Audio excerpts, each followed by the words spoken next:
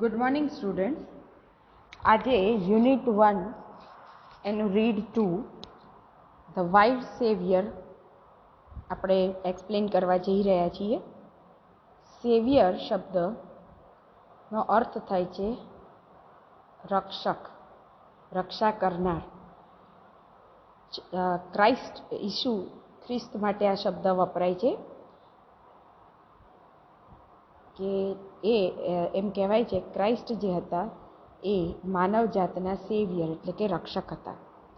અહીંયા વાત છે અલીભાઈ નામના એક ટ્રાવેલર જે એડવેન્ચર ટ્રાવેલિંગ કર્યા કરે છે અને એમને વારંવાર આવી રીતે જંગલમાં ભમવાનું થાય અને એ સમયે ગમે ત્યારે કંઈ પણ અણધારી આફત આવી પહોંચે ને આવી એક અણધારી આફતનું અહીંયા વર્ણન કરવામાં આવ્યું છે અલીભાઈ દ્વારા.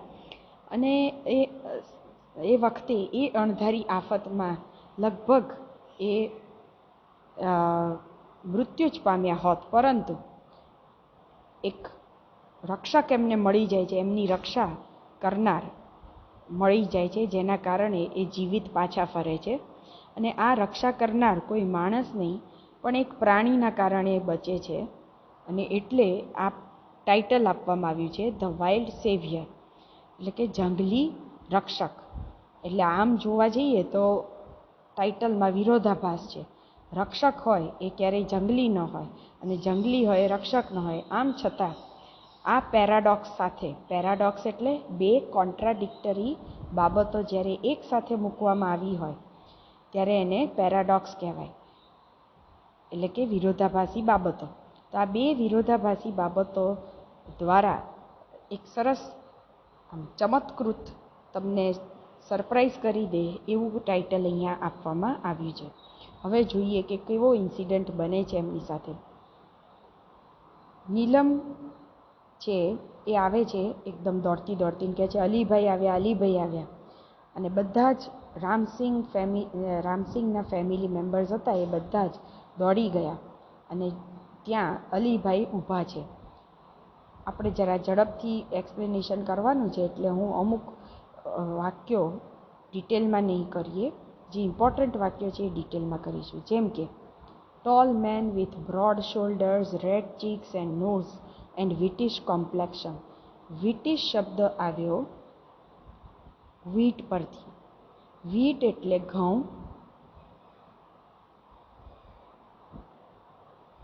અને એના પરથી શબ્દ આવ્યો વિટિશ એટલે કે ઘઉં વર્ણો. કોમ્પ્લેક્શન એટલે પણ વર્ણ થાય. તો અલીભાઈનું અહીંયા વર્ણન, ફિઝિકલ વર્ણન, જો આના ઉપરથી તમે એમ પણ શીખી શકો કે કોઈ પણ વ્યક્તિનું તમારે ફિઝિકલ વર્ણન કરવાનું આવે તો આ વાક્ય તમે બેઠું લઈ શકો. પછી ભલે ને માય ફાધર વિશે લખવાનું આવ્યું ને કદાચ આમાં બેસતું ન હોય, આવા તમારા દેખાતા ન હોય ફાધર, છતાં તમે લખી શકો કેમ કે આપણે તો માર્ક મેળવવા છે. તો a tall man with broad shoulders, એમના વિશાળ, બ્રોડ એટલે વિશાળ ખભા હતા. રેડ ચીક્સ, એમના ગાલ લાલ ટમાટર જેવા હતા. નાક પણ લાલ હતું અને વિટિશ કોમ્પ્લેક્શન હતું એટલે કે ઘઉં વર્ણ હતો એમનો. હવે એમનું કેવું ડ્રેસિંગ હતું એની વાત આવે છે. He was dressed in a warm thick long woollen coat. એમણે એક લાંબો જાડો અને ખૂબ ગરમાવો રહે એવો ઊનનો કોટ પહેર્યો હતો. ટાઇટ ટ્રાઉઝર્સ, ટ્રાઉઝર્સ એટલે પેન્ટ્સ. હંમેશા પેન્ટ અને ટ્રાઉઝર્સ એ એક હોય તો પણ ટ્રાઉઝર્સ જ કહેવાય અને પેન્ટ્સ કહેવાય, અને બહુ બધા પેન્ટ્સ એન્ડ ટ્રાઉઝર્સ હોય તો પણ ટ્રાઉઝર્સ એન્ડ પેન્ટ્સ જ કહેવાય. એટલે કે એક વચન અને બહુવચન બંનેમાં આ શબ્દ એક જ સમાન રહે છે. તો એમણે ખૂબ ફિટ ટ્રાઉઝર પહેર્યું હતું. બિગ લેધર બૂટ્સ, મોટા હોલ બૂટ્સ લેધરના પહેર્યા હતા અને બ્રાઉન ફર કેપ પહેરી હતી.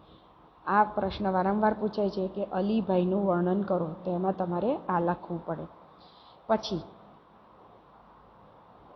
આગળ વાત કરીએ કે રામસિંગ એમને વેલકમ કરે છે with a full smile, full of warmth. એકદમ ઉષ્માભર્યું એમનું સ્વાગત થાય છે. એમને હગ કરે છે એટલે કે આલિંગન આપે છે. આવો આવો બોલાવે છે. ત્યારબાદ અલીભાઈ છે, અલીભાઈ પેટેડ એવરીવન, બધા એમને મળે છે. અલીભાઈ બધાની પીઠ થાબડે છે. પેટ ટુ પેટ એ ક્રિયાપદ છે, જેનો અર્થ થાય પીઠ થાબડવી. અને આ જે પેટ છે, પીઈટી પેટ, એટલે પાલતુ પ્રાણી થાય. સ્પેલિંગ અલગ અલગ, અર્થ પણ અલગ, પણ ભૂલ થવાની શક્યતા, કેમ કે ઉચ્ચાર સરખા છે. ઉચ્ચાર સરખા હોય એવા શબ્દોને આપણે હોમોફોન્સ કહીએ છીએ. હોમો એટલે સરખા અને ફોન એટલે સાઉન્ડ, અવાજ. તો હોમોફોન્સ મીન્સ જેના ઉચ્ચાર સરખા છે પરંતુ સ્પેલિંગ અને અર્થ જુદા જુદા છે. આગળ પણ મેં જ્યારે આવા આવ્યા છે હોમોફોન્સ, ત્યારે મેં તમને શીખવાડ્યા છે અને આગળ પણ શીખવાડીશ. એટલે આજે આપણે પાઠ ખાલી વાંચીને શીખતા નથી, પણ સાથે સાથે બીજું ઘણું બધું ભાષાને લગતી બાબતો શીખી રહ્યા છે. જેમ કે આપણે એકવચન બહુવચન શીખ્યા, ત્યારબાદ શીખ્યા કે કેવી રીતે હોમોફોન્સનો ઉપયોગ થતો હોય છે ભાષામાં, એ શીખ્યા. હવે આગળ, ત્યારબાદ in his thick strong voice, એમનો અવાજ કેવો હતો એ પણ તમે એના વર્ણનમાં લખી શકો કે his voice was thick and strong. ત્યારબાદ એમની આગતા સ્વાગતા શરૂ થાય છે. Mother prepared some tea, mother એમના માટે ચા બનાવીને લાવે છે. હવે અલીભાઈ કોણ હતા? What was Alibhai? અલીભાઈનું કામ શું હતું? તો કે he was a traveller, covered long distances on foot in the Himalayan mountains. હિમાલયના પર્વતોમાં એ લાંબા અંતર સુધી ચાલીને બધા વિસ્તારો ખૂંદતા હતા, જંગલો ભમતા હતા. He love to observe nature, એમનું પેશન હતું, એમની એક્ટિવિટી હતી કે એ કુદરતને નિરીક્ષણ કરતા. He went from village to village, town to town in the mountains, selling dried apricots, herbs and medicines and precious stones he had collected during his traveling. તદુપરાંત આ માઉન્ટેન્સમાં, જંગલોમાં, ગામડાઓમાં, નાના નાના શહેરોમાં ફરતા જે કંઈ એમને મળતું જાય, કલેક્ટ કરતા જાય, જેમ કે કોઈ કિંમતી પથ્થરો હોય, એપ્રિકોટ્સ હોય, હર્બ્સ એટલે જડીબુટ્ટીઓ હોય, જેમાંથી મેડિસિન્સ બનાવવામાં આવતી હોય, તો એ બધી વસ્તુઓ ભેગી પણ કરતા જાય ને એને વેચતા પણ જાય અને ટ્રાવેલિંગ પણ કરતા જાય. આ એમનો શોખ હતો. તો હર્બ્સ એટલે જડીબુટ્ટીઓ,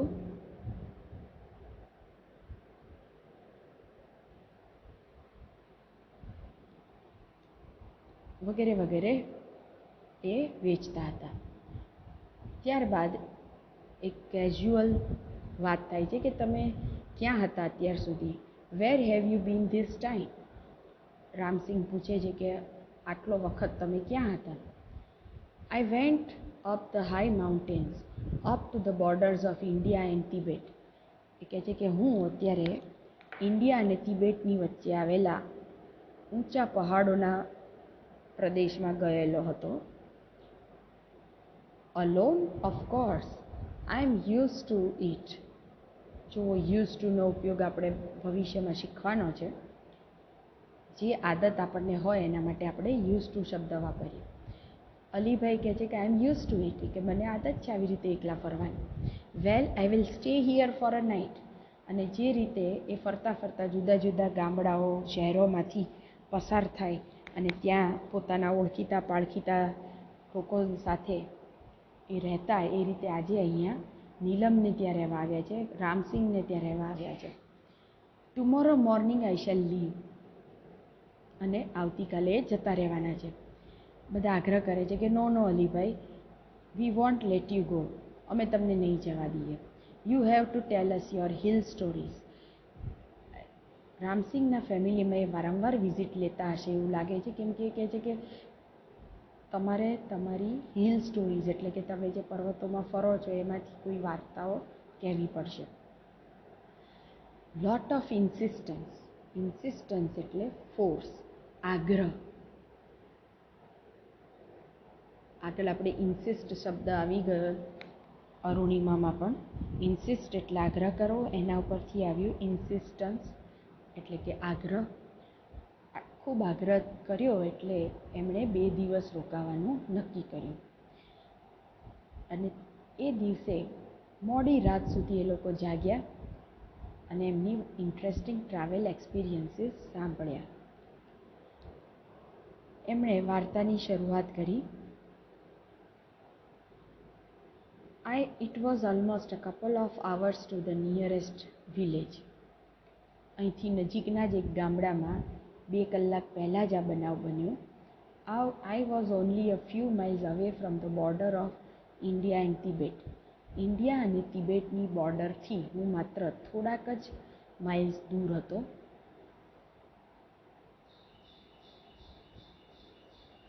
I was hungry and sat down to enjoy my lunch. અચ્છા, જે પણ નિયરેસ્ટ વિલેજ આવી રહ્યું હતું એ ત્યાં પહોંચવામાં 2 કલાક બાકી હતા એમ કહેવા માગે છે. કપલનો અર્થ થાય છે 2 કલાક. કપલ એટલે 2. ચાલતા ચાલતા એ જ્યાંથી પસાર થઈ રહ્યા હતા જંગલમાંથી, ત્યારે નજીકના ગામડાથી એ માત્ર 2 કલાકના અંતરે જ હતા. એવામાં અને થોડાક જ માઇલ્સ ઇન્ડિયા તિબેટની બોર્ડરથી દૂર હતા ત્યારે આ બનાવ બન્યો. એ ખૂબ ભૂખ્યા થયા એટલે જમવા બેઠા અને આસપાસ બધે જ શાંતિ હતી. એક્સેપ્ટ એટલે ના સિવાય. માત્ર પંખીઓની ચહેકવાનો, ચર્પિંગનો અવાજ હતો. અને ચર્પિંગ એટલે ચહેકવું.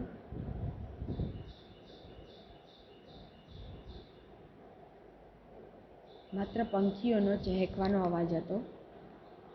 I had hardly had a few morsels when I heard soft, feeble growling.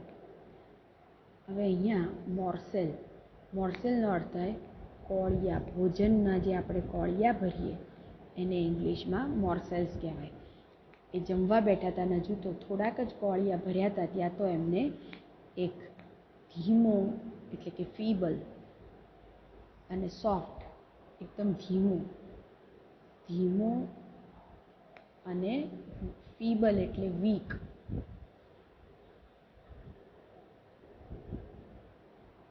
ગ્રોલ્સ એટલે ઘુરકવાનો અવાજ સંભળાયો.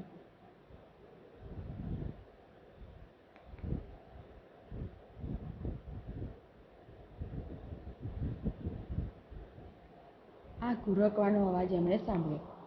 I was alarmed because from the sound I was sure that it was nothing but a bear.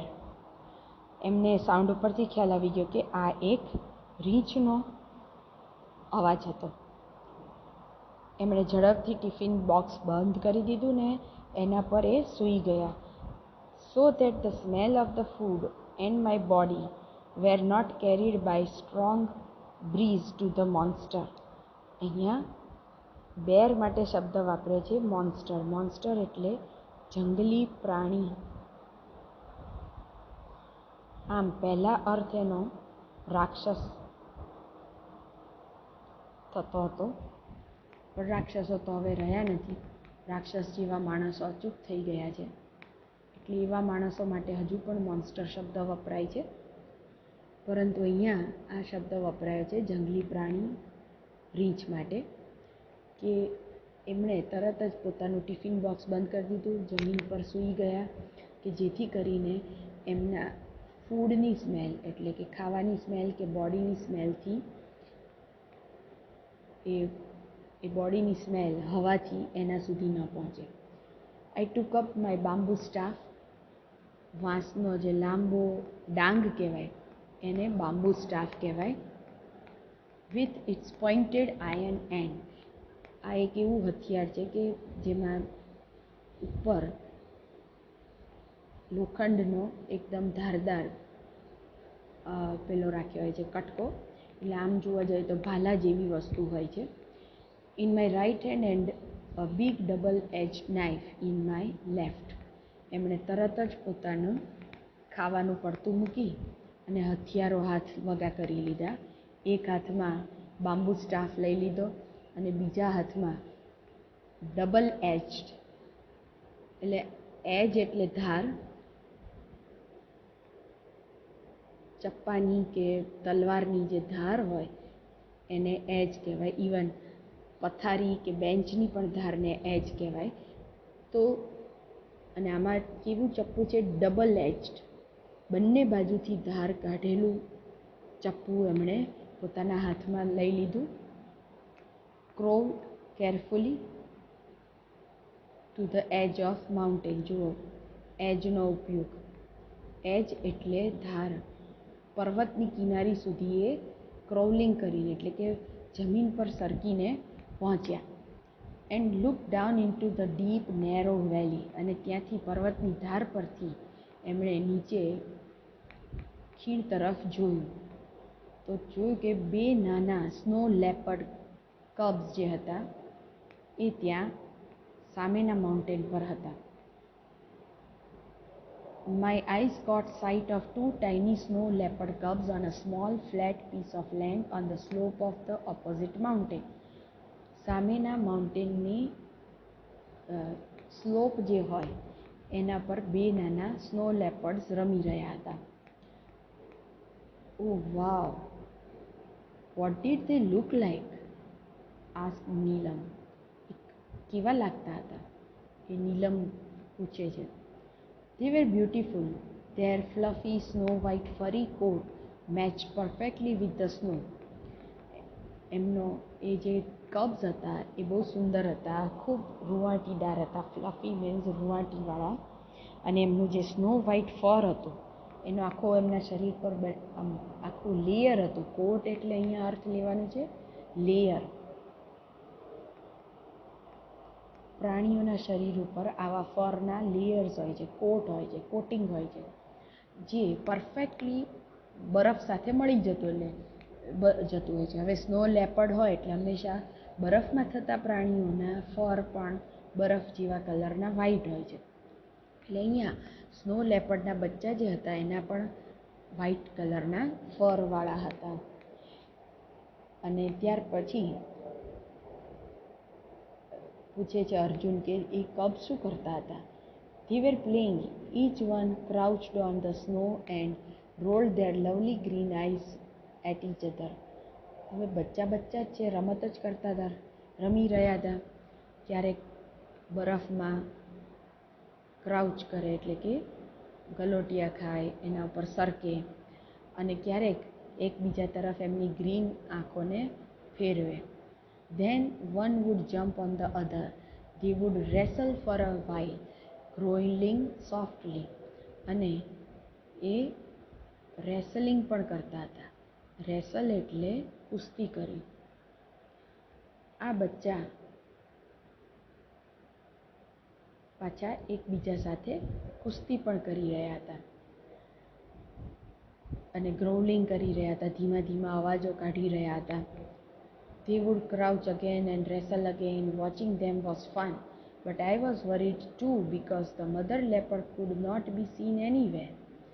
The mother is very ferocious when she is with cubs. આ બાબત બધા માટે લાગુ પડે છે, માનવીના બચ્ચા હોય ને માં હોય કે પછી પ્રાણીઓ હોય, કે બચ્ચા માટે થઈને મધર બહુ જ પ્રોટેક્ટિવ થઈ જાય. અને જ્યારે બચ્ચાને લઈને વાત આવે ત્યારે માતા સૌથી વધુ ગુસ્સે થઈ શકે છે. ફેરોસિયસનો અર્થ અહીંયા થાય છે વેરી એંગ્રી, ખૂબ ગુસ્સે થઈ જતી હોય છે માતા. એટલે એને મેં વધારે બીક લાગી કે બચ્ચા દેખાય છે પણ માતા ક્યાંય દેખાતી નથી, તો ક્યાં છુપાયેલી હશે. અને કદાચ એ અલીભાઈને જો જોતી હશે તો નક્કી અલીભાઈનો આજે શિકાર કરીને જ રહેશે. એટલે મધર લેપર્ડના વિચારથી બહુ જ ચિંતામાં પડી ગયા. Then what happened? asked Neelam. Well, I kept close to the ground on my belly, kept close એટલે નજીક રહેવું. એ એમના પેટ ઉપર, બેલી એટલે પેટ, પેટની ઉપર બને એટલું જમીનની સાથે નજીક રહ્યા. I was worried if the mother was around. એમ મને બીક લાગી કે કદાચ એની માતા પણ આસપાસ હશે. અરાઉન્ડનો અર્થ થાય છે આસપાસ. Soon I saw a very strange thing happen. All of a sudden, a huge black bear came crawling from the trees and rushed towards the cubs. અચાનક જ, હજુ તો એ જોઈ રહ્યા હતા કે આસપાસ એની મધર તો નથી ને, અને મારો જ શિકાર થઈ જાય એવું હું ડેન્જરમાં તો નથી ને. એ જ વખતે અચાનક જ ત્યાંથી એક મોટું કાળું બેર એની નજીક આવી ગયું કબ્સની. Now I was worried more about the cubs than me. અને હવે એવું બન્યું કે અલીભાઈને પોતાના કરતાં બચ્ચાની ચિંતા વધારે થઈ, કેમ કે આવડું મોટું બેર આ બચ્ચાને ઘડીકમાં કોળિયો બનાવી દે. Within no time I heard a deafening roar of anger from just a few meters away from me. અને હજુ તો એ ચિંતા કરતા હતા ત્યાં થોડાક જ મીટર દૂરથી એકદમ જ એમણે કાન બહેરો કરી નાખે એવી મોટી ત્રાડ સંભળાઈ. ડેફનિંગ એ શબ્દ આવ્યો ડેફ પરથી. ડેફ એટલે બહેરું, બહેરું કરી નાખે તેવી રોર એટલે કે ત્રાડ એને સંભળાઈ. ટુ માય હોરર એટલે મારા એ એકદમ ગભરાઈ ગયા અને સરપ્રાઈઝ એકદમ આશ્ચર્યચકિત થઈ ગયા. A big white cat. જો લેપર્ડ છે, ટાઈગર છે, લાયન છે, એ બધા કેટ ફેમિલીના મેમ્બર્સ કહેવાય. એટલે કે કેટમાં ને આ બધા પ્રાણીઓ એક જ ફેમિલીના છે અને એમનામાં બધામાં લક્ષણો બધા સરખા હોય. એટલે અહીંયા સ્નો લેપર્ડ જે છે, મધર સ્નો લેપર્ડ, એને બિગ કેટ કીધી છે, મોટી બિલાડી, કેમ કે બિલાડી કક્ષાનું પ્રાણી છે. તો અચાનક જ એમના આશ્ચર્યની વચ્ચે, અને ડર અને આશ્ચર્યનો માહોલ હતો એમની આસપાસ, એવામાં એક મોટી વ્હાઇટ કેટ એટલે કે ધ મધર સ્નો લેપર્ડ ત્યાં આવી ગઈ. અને બહુ જ નજીક હતી, પણ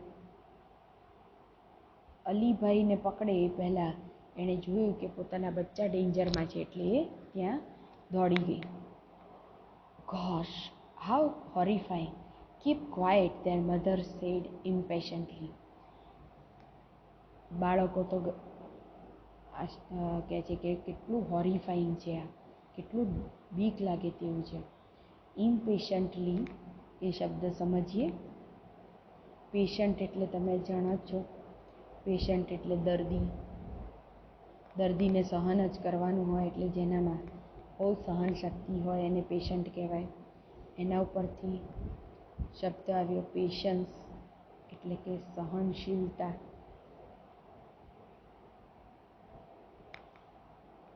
પેશન્ટલી એ એડવર્બ થશે.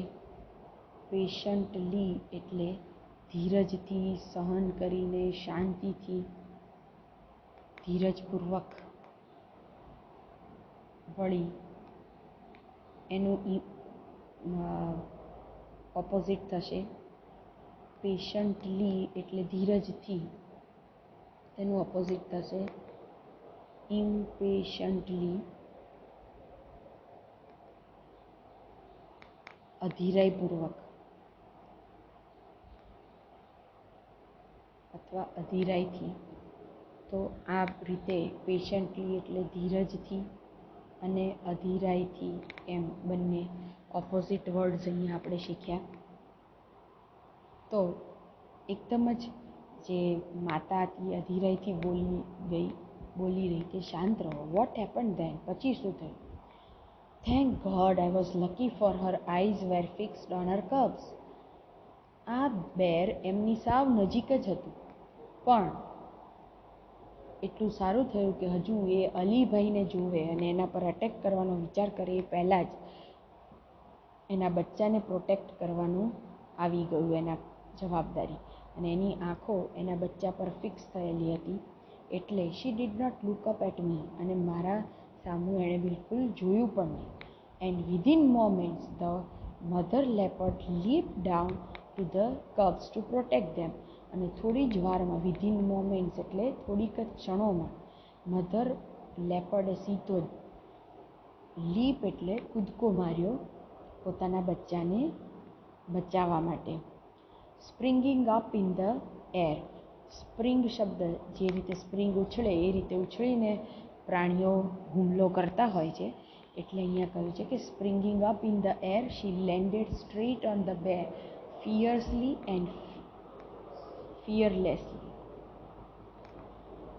હવે શબ્દો સમજીએ. લીપ, લીપ એટલે કૂદકો મારવો. સ્પ્રિંગ એટલે પણ કૂદવું, જમ્પ કરવું. ત્યારબાદ શબ્દ આવ્યો લેન્ડ. લેન્ડેડ, લેન્ડ એટલે ઉતરાણ કરવું. એણે સીધો જ છલાંગ મારી પેલા બેર ઉપર, રીંછ ઉપર, અને આ છલાંગ કેવી હતી? ફિયર્સલી. ફિયર્સ એટલે ખૂબ તીવ્રતાથી, અને ફિયરલેસલી, ફિયરલેસલી આ રીતે શબ્દ છૂટો પડે. ફિયરલેસ એટલે બિલકુલ ડર્યા વગર એણે કૂદકો માર્યો, અને ફિયર્સ કૂદકો, ખૂબ તાકાતથી અને ગુસ્સાથી એણે એના પર કૂદકો માર્યો. The bear lost his balance. Naturally આ રીતે જ્યારે કૂદકો મારે તો પેલા રીંછનું બેલેન્સ જે હતું એ જતું રહ્યું. The violent wild beasts went rolling down the steep snowy slope tumbling on each other. અને બંને વાઇલ્ડ બીસ્ટ, બીસ્ટ એટલે પ્રાણીઓ, જ્યારે જંગલી પ્રાણીઓ હોય ત્યારે આપણે એના માટે બીસ્ટ શબ્દ વાપરીએ છીએ. અહીંયા જોઈએ ધ બીસ્ટ, યસ,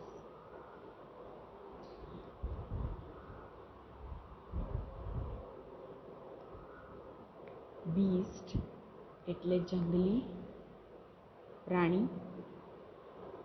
બંને જંગલી પ્રાણીઓ એકબીજા સાથે બથ્થા કરતા, ટમ્બલિંગ ઓન એટલે ગલોટિયા ખાતા ખાતા પહાડ પરથી નીચે આવ્યા. Till they landed in the narrow valley with a loud thud. Loud thud, thud એટલે પછડાવાનો, મોટા ધબાકા સાથે એ પછડાયા. તો મોટા અવાજ સાથે એ પછડાયા ત્યાં સુધી ગલોટિયા ખાતા એમણે અને નીચે આવ્યા. આઈ ક્રેન્ડ માય નેક. ક્રેન શબ્દ આવ્યો. તમે બિલ્ડિંગ જ્યાં બનતા હશે ત્યાં ક્રેન્સ જોઈ હશે. હવે આ શબ્દો આવ્યા ક્યાંથી એ બહુ ઇન્ટરેસ્ટિંગ છે. તમે બગલાને જોયો હશે. બગલાની ડોક ઘણી લાંબી હોય છે અને ઘડીકમાં નાની અને મોટી કરી શકે છે બગલો. તો બગલો એટલે ક્રેન. એના પરથી મશીનનું નામ આવ્યું ક્રેન. તમે જે બિલ્ડિંગ બને છે ત્યારે જે મશીન જુઓ છો એ પણ ક્રેન જ છે, અને એમાં પણ ખૂબ લાંબુ સાધન કરીને એનું કામ કરવામાં આવે છે. અને અહીંયા આ ક્રિયાપદ તરીકે છે. અલીભાઈ જે છે એ પણ પોતાની ડોક લાંબી કરે છે, માટે અહીંયા લખ્યું છે આઈ ક્રેન્ડ માય નેક. મેં મારી નેકને લંબાવી.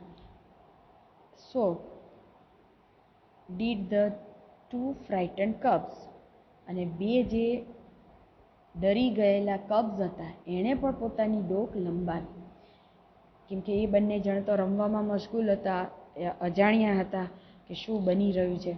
અને અચાનક જ આ અવાજ આવવો, એમાં ગલોટિયા ખાવા, લડાઈ થવી, એ બાબતથી એ લોકો પણ જોવા લાગ્યા કે આ ક્યાં પડ્યા જઈને બંને જણ. એટલે એ લોકોએ પણ પોતાનો ડોક લાંબી કરીને જોવા પ્રયત્ન કર્યો. The mother instinct of protecting Har young once is very strong. આ વાક્ય ખાસ યાદ રાખજો. ઇન્સ્ટિંક્ટ એટલે અંતઃસ્ફૂર્ણા. આગળ પણ આવી ગયું આપણે અરુણિમામાં પાઠમાં કે એક અંતઃસ્ફૂર્ણા થાય છે, અને માતામાં પોતાના બાળકોને બચાવવા માટે જ્યારે વાત આવે ત્યારે એની અંતઃસ્ફૂર્ણા બહુ જ સ્ટ્રોંગ હોય છે. અને એટલે જ એ ફૂલ્લી પ્રિપેર્ડ હતી, મધર સ્નો લેપર્ડ, કે આજે ખરાખરીનો જંગ થવાનો છે. અને એટલે જ અલીભાઈ કહે છે કે she is always ready to fight unto death for her young ones. અને હંમેશા માતા છે એ મૃત્યુ પર્યંત પોતાના બાળકો માટે લડે છે. એટલે આ વાક્ય પણ યાદ રાખજો. અન ટુ ડેથ એટલે મૃત્યુ સુધી, મૃત્યુ પર્યંત પોતાના બાળકો સાથે, બાળકોને બચાવવા માટે એ લડે છે. Yes you are right, said the mother lovingly looking at the smiling faces of Neelam and Arjun. અહીંયા માતા પણ પોતાના બાળકો તરફ જોઈને કહે છે કે હા, સાચી વાત છે, આવું જ હોય છે. કેમ કે અહીંયા માનવ માતા છે ને માનવ બાળકો છે, પણ ઇન્સ્ટિંક્ટ સેમ છે, એટલે કે ભાવના સેમ છે, પોતાના બાળકોની રક્ષા કરવાની.